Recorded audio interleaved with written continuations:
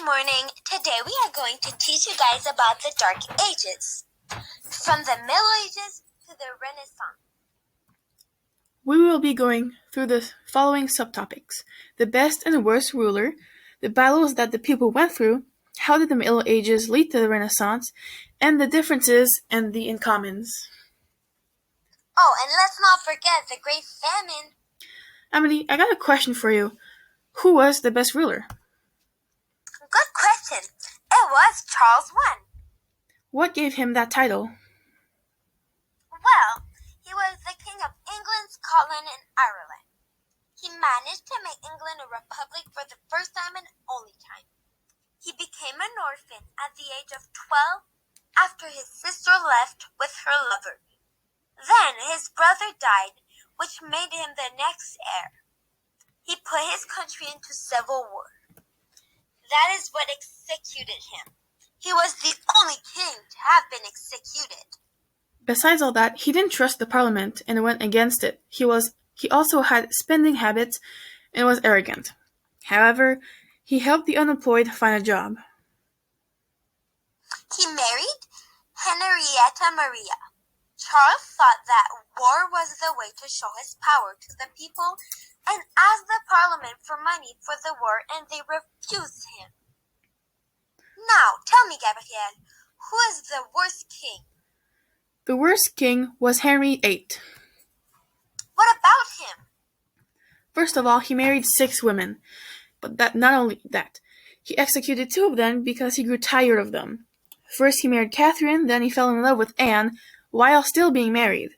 After that, he had a daughter with Catherine named Elizabeth, which is why he executed her, because he wanted a son.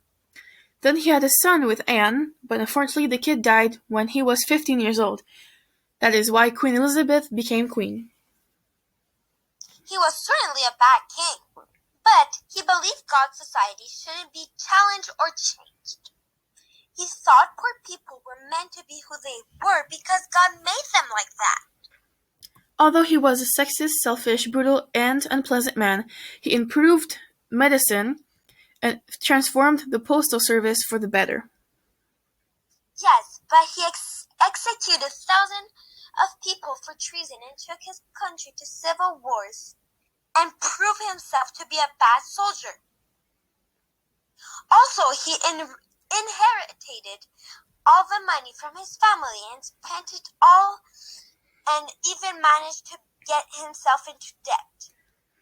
Even though he was a bad man, he died in an unpleasant way. He had several mental health issues and weighed around 400 pounds on his deathbed. Oh, yes. Now into the different battles during the Middle Ages. We're only going to talk about a few because they were way too many words. To begin, we have the Battle of Chalons. It is dated on June 20th, 451. It was fought during the Hunnic invasions. The Roman forces were led by Flavius. It was a strategic victory for Rome.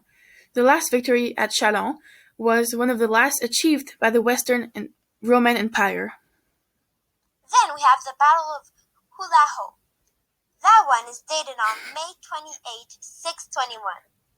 The battle was a decisive victory for the Tang dynasty prince, through which he was able to subdue 2 rival warlords.